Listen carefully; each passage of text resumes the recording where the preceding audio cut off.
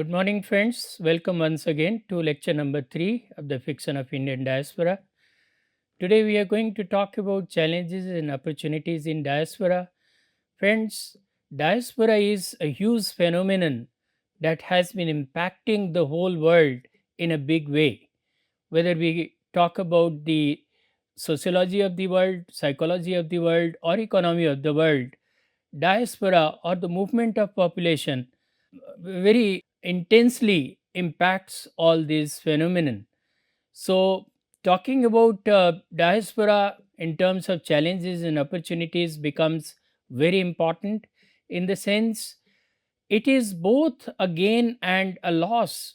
Uh, if you recall, while talking about the classical diaspora, we said that the term had a negative connotation or a sad association, but coming to its modern uses, we find that the term turns out to be symbolic of uh, more opportunities and progress and prosperity. So, friends, let us look at it from this perspective. So, first of all of us know that diaspora is the movement of a certain population from one country to another and settling down there temporarily or permanently. And obviously, when you cross your own borders and land in another country, you have lot of identity questions. You keep asking yourself who you are and how people are taking you to be. So you all through you keep on questioning yourself whether you are being welcome or you are being othered. So the question of identity and belonging is paramount in that uh, people have dual identity. While they retain their identity in their motherland, they also try to uh, take a new identity in the host land, and in the process, they go for what is called cultural mixing or cultural adaptation or cultural hybridity. uh, they no longer stick to certain norms that were provided to them by their home society, and they start gradually adapting to the changed cultural identity in the host country. So they take some of the cultures of the old and they adapt to some of the cultures of the new, which results in cultural hybridity. They also face identity crisis because they are in a different country amongst different people, where they struggle to find people who think like them or look like them or eat like them. So at every stage they face some kind of identity crisis or otherness. And there are always efforts on their part for cultural assimilation, but cultural assimilation means adapting to the new culture altogether, and this is not mostly possible for the first generation diasporic, because by the time they make a move from their country to the host country, they have probably adapted to their own culture so well that changing it uh, becomes almost impossible for them. But nonetheless, acculturation or the superficial adaptation to the host culture is very much possible. Then we also find out that there are generational differences in identity perception. The first generation diasporic people, since they make a move from their home country at a ripe age, maybe in search of a job or for higher education or for some other purposes, by that time they have completely adopted their own culture, so much so that for them identifying themselves with the host culture or the culture of the country of adoption becomes almost impossible. So they continue to hold a very strong tie with their motherland, but same is not true of their children. If they are born in another country, um, obviously they don't have the first hand experience of their motherland. Whatever they learn about their motherland is through their parents, and obviously this does not give them confidence or conviction to completely, align themselves with those cultural practices. And so we find that the second generation has a weak bond or with the motherland, or has a different identity perception. Somewhat they neither find themselves belonging to their home country or the country of their parents, and they are also equally not at ease in the host country.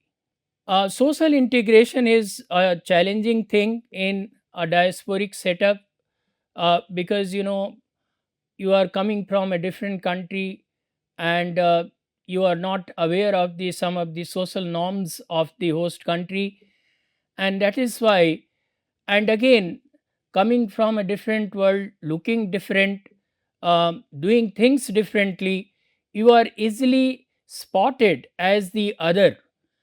So we find that there is a tendency on the native population that they do the racial profiling of the people, and based on their races they discriminate them in their own subtle way or pronounced way.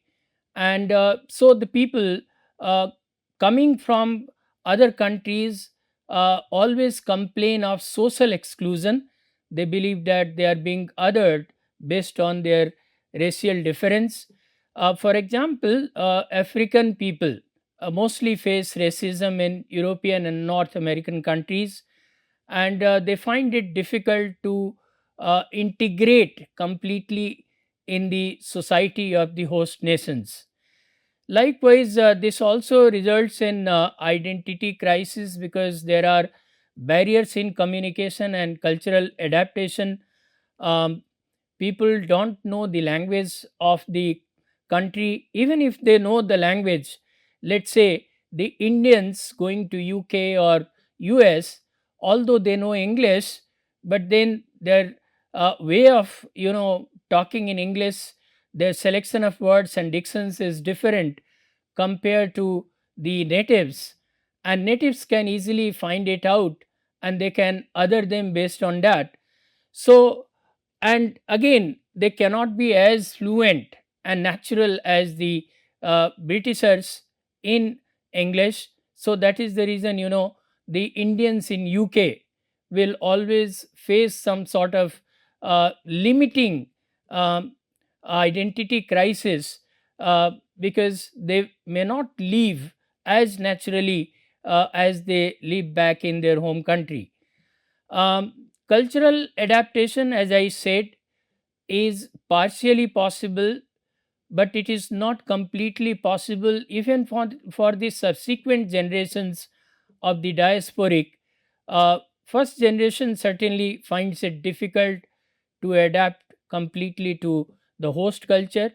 The children born up to these parents certainly find it easier, but they are also not completely in sync with the host culture, because they have been brought up differently, and they have also been othered because they don't belong to that particular country.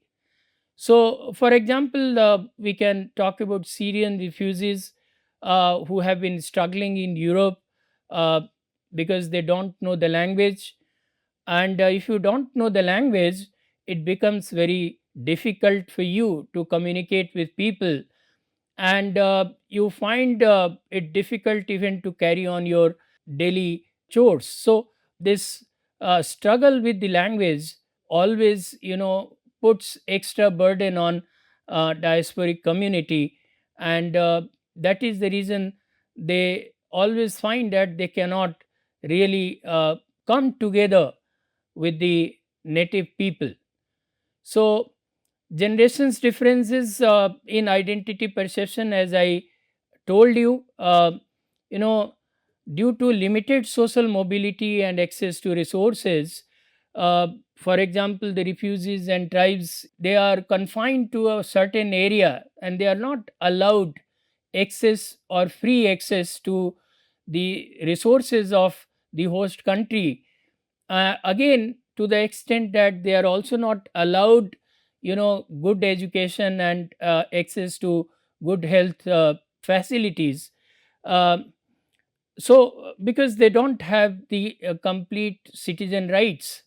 So as a result, they are always struggling to find an answer to their identity question, whether they are treated as a host or alien. It is not clear to them. There is their home country, which is torn with conflict, war, plague, or there is a certain degree of difficulty in imagining when will they go back to their home country. And uh, it turns out to be an incessant or unending wait for them in the host country, where they live but don't quite live the way they could have lived back in their home country, freely getting access to everything, expressing themselves, freely. So obviously there are a lot of challenges when it comes to identity. The identity is perplexed, it is complicated, in the sense you are living in a country other than yours, and you are being treated as other, and your treatment is also based on the kind of migrants you are. If you are a refugee, obviously your status is inferior to white collar job seekers or job doers who have been contributing in a big way to the host economy. And so the host economy welcomes them, or rather extends a red carpet welcome. Come and contribute to our growth and progress and prosperity. So obviously, identities of all migrants or all diasporic communities are not the same. They are also based on certain material conditions that govern them. So there are a lot of economic challenges that have contributed to diasporic movements, like unemployment and income disparity. Uh, you see, unemployment in the home country uh, certainly forces people to look for better opportunities where they can work and better their life conditions or living conditions. Um, but having said that, it's not easy finding jobs in the host countries as well. So, in many of the host countries, also, people are suffering unemployment, although they took conscious decisions to make a move from their home countries, because there they didn't have enough jobs. Again, they are also subjected to income disparity, uh, because many of the migrant workers complain that they are getting paid a low wage compared to the natives, which is quite natural given the policies of the countries, because their citizens come first and all other people come later, and there cannot be any uniform policy, because the citizens by birth always have better rights or better say in policy decisions and policy formations as well. And again, the diasporic community has a lot of problems when it comes to job seeking, because they come from a different country, a different system, so their homeland qualifications are not treated on par with the qualifications of the host country. Their gradings and their marking policies, they don't find favor with the host countries that always consider the educational institutions of these countries inferior to that of their own. And as a result, even if you are highly qualified, the jobs that you are offered are sometimes below your expectation. And again, given the problems of diaspora, lot of people make a move in the hope that they will end up getting jobs, but then they don't get the job of their choice. And as a result, there is a lot of disparity in their qualification and the jobs that they are doing. So it comes to us when we go through some of the diasporic texts that some of the doctors are forced to do the job of a security guard. Some of the qualified agriculturalists are forced to do the taxi driving, and many qualified people. And again, like, since the education in these countries is very higher education rather is very costly, the students making a move from the third world countries or underdeveloped countries, they also have to take some part time jobs. And these part time jobs are obviously below their dignity. They are pursuing a PhD, let's say, in nuclear physics, and they are forced to work in some restaurant as waiters sometimes. So there is a big disparity when it comes to employment and income concerning these diasporic people, and they certainly face lot of barriers in their career advancement. So I recall Bharati Mukherjee, although she belonged to an elite family in India, when she moved to US and from US to Canada, she has mentioned how she was passed over on during job interviews, and people whom she considered less qualified were given preference over her. So obviously, these are some of the challenges that the diasporic community has to face. They easily become victims of economic exploitation, and they are having either no rights or limited labor rights, and that is why they cannot even raise their voices, and they are certainly subjected to work for more hours on comparatively a low wage. So, and not only that, sometimes they are forced by their own circumstances to work for extra hours so that they can earn more and send it back home for their families.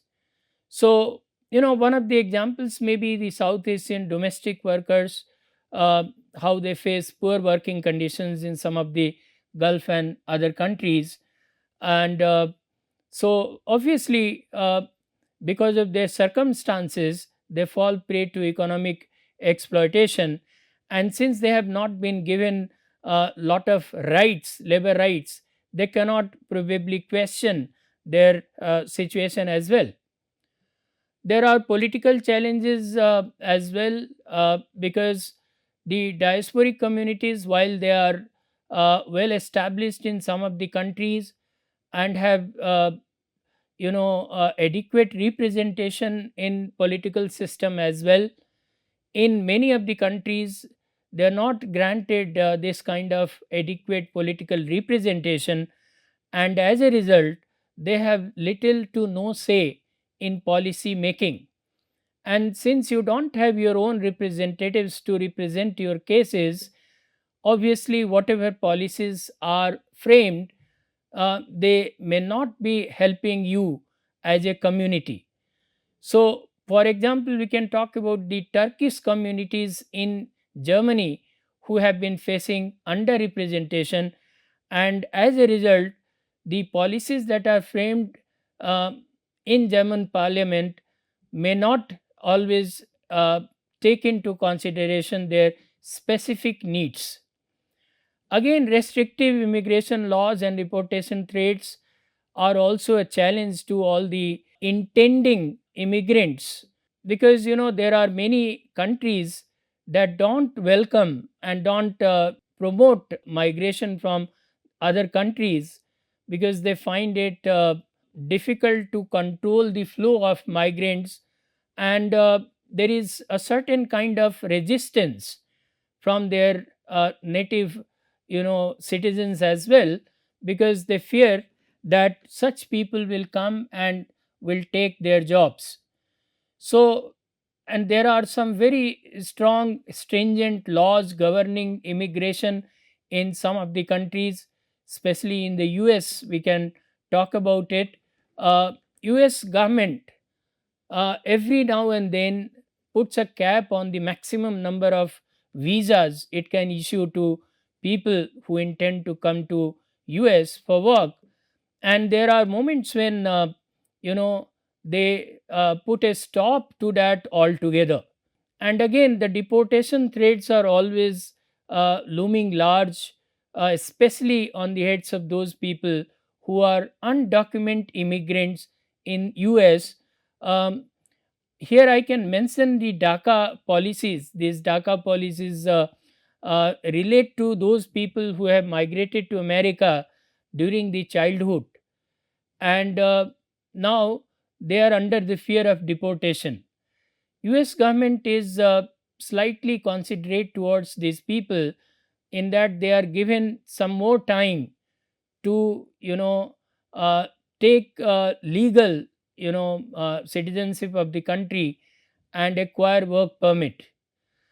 Political loyalty of these people, despite their best of efforts, is always you know looked at with some degree of suspicion and mistrust. And as a result, if anything goes wrong, these diasporic people are easily picked as the main perpetrators.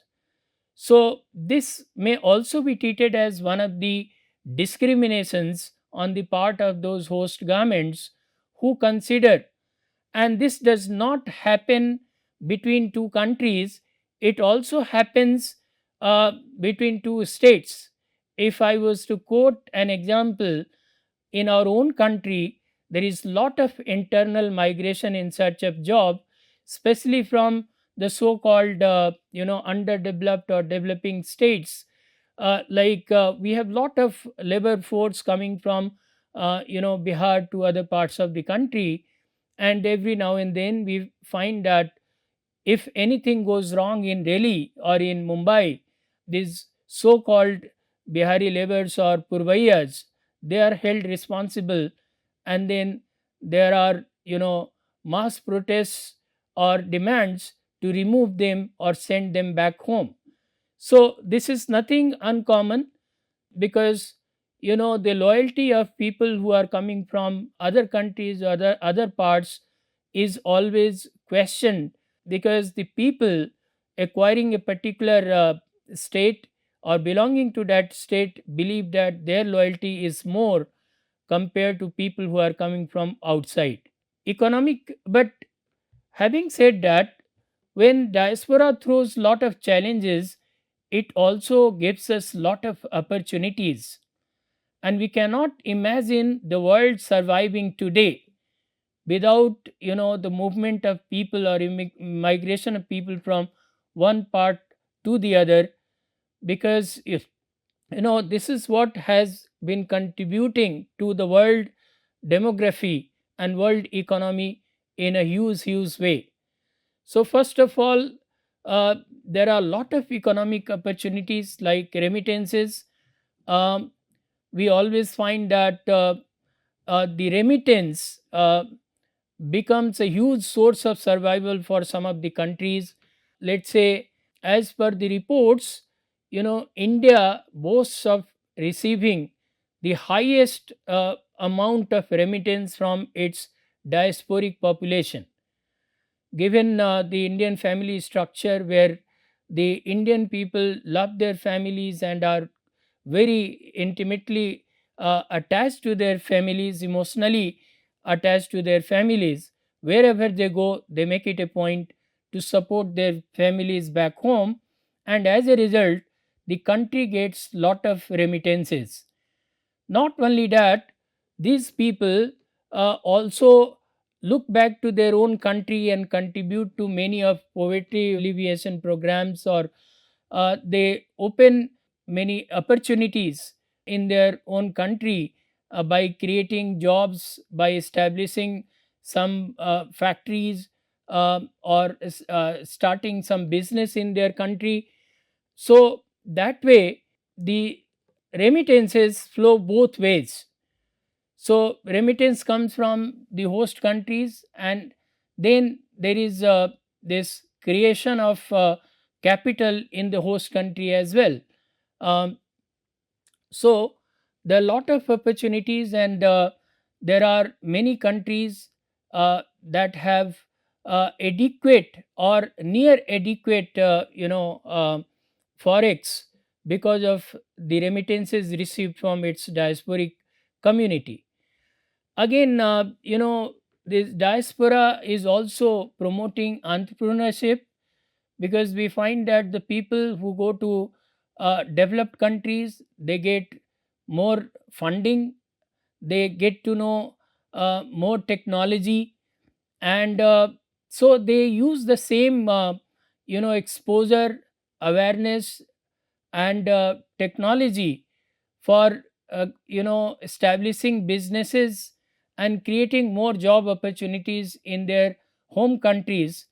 Like, for example, we have many Indian American entrepreneurs leading Silicon Valley startups, and they are the same people who are also establishing their own firms, or consulting enterprises in India.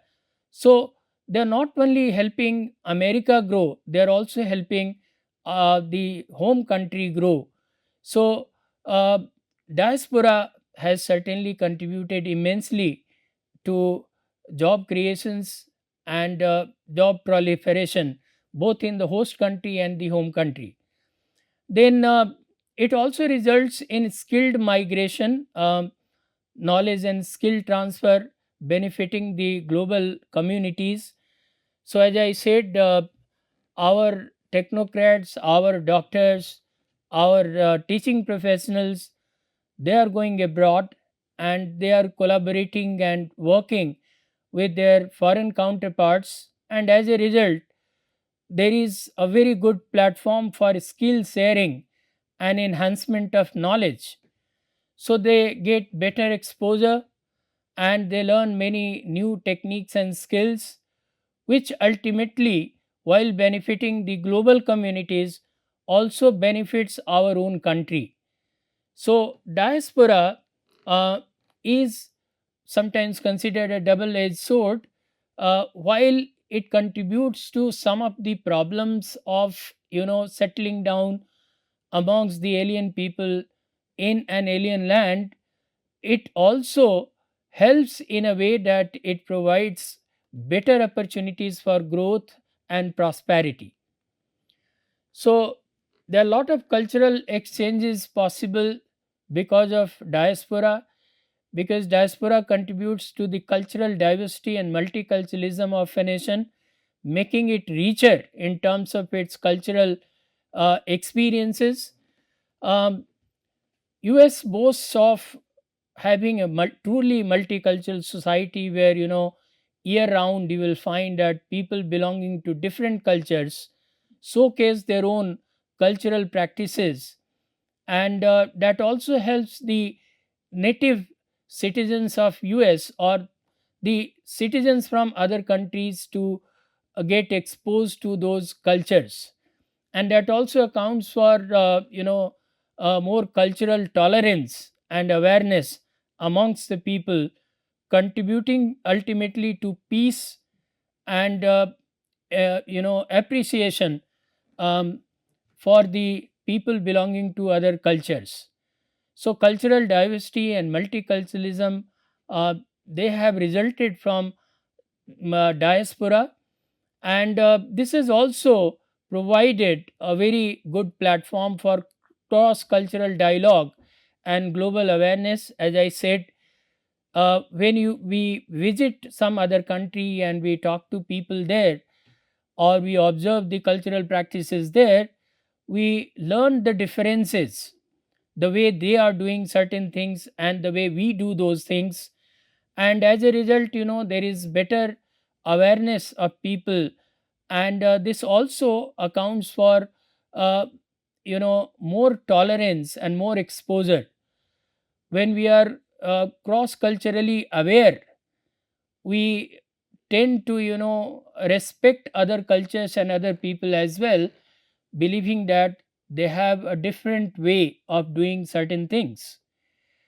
Diaspora is also influencing the global arts, music, and cuisine. We talked about the cultural hybridity. So it comes as pure luxury that we in India enjoy the delicacies of the rest of the world alongside our own Indian cuisine. Or there are fusion musics, there are arts that have influences of more than one art form or more than one country. So diaspora is a living ground for cultural exchange, and in that, it is contributing immensely to the cultural variations and cultural enrichment of the whole world. There are transnational networks which are operating through you know uh, diaspora. Diaspora, to a great extent, has been able to bridge the gap between the home and host countries. And so, because we find that the diasporic people act as brand ambassadors of their countries, and based on their contributions and their behavior uh, in the host country feels like associating to their roots. So as a result, we find that these diasporic communities are facilitating trade, investments, and cultural diplomacy between their home country and the host country. Of late, if we enjoy a better relationship with US or some other first world countries, to a great extent, this has been possible because of Indian diaspora, the strong Indian diaspora, which has been instrumental in bringing these two countries together and facilitating the policies or policy decisions that are helping both the countries in going ahead with more trade relations or more frequent exchange cultural exchanges. Again, political lobbying and advocacy, we all know that the extent to which a diasporic community is strong in a particular country, it has the ability to influence the foreign policy of its home country, and at the same time the policies of the host country towards its home country. So we find that um, strong diasporic communities are in a way dictating or uh, facilitating the policies of the host country also. For example, the Cuban diaspora has been influencing US foreign policy on Cuba, and is asking for more softness on the part of the US government, uh, by making them feel that such a relationship will be mutually beneficial to both the countries. Global networking and community building, this has also been possible because of diaspora, because diaspora communities are building support systems and global collocations, bringing uh, the whole world together. So they become, once again, I reiterate, they become the cultural and brand ambassadors of their own countries in those host countries. And So they bring the two countries together and help in better networking between these countries. So, in conclusion, we can say that, you know, addressing challenges requires inclusive policies, social cohesion programs, and empowerment initiatives. It's sure that the diasporic community faces challenges, but then so what? Challenges are always integral to any new beginning, and we need to understand that we need to give ourselves time. At the same time, the host nations need to understand that they have to facilitate to the extent possible the settlement or the working environment of these diasporic communities, so that they can contribute to the best of their ability to both the host and home nations. um, as I said, diaspora, while it is challenging on the one hand, it throws lot of opportunities to the moving population, and embracing those opportunities, like leveraging diaspora networks for economic growth, or going for cultural diplomacy and political advocacy. uh, these things can really help uh, bridging the gap between two countries, um, solving the standing issues between them, and resulting in a better world, a peaceful world, and stronger economies. So, in nutshell, friends, we can say that diasporas play a crucial role in shaping multicultural societies, influencing international relations, and driving global economic development. So, this is really very important for us to understand the dynamics of diaspora, to treat it as an opportunity where we can go for personal as well as collective growth. So, thank you very much. We'll once again take this discussion forward in the next class. Thank you.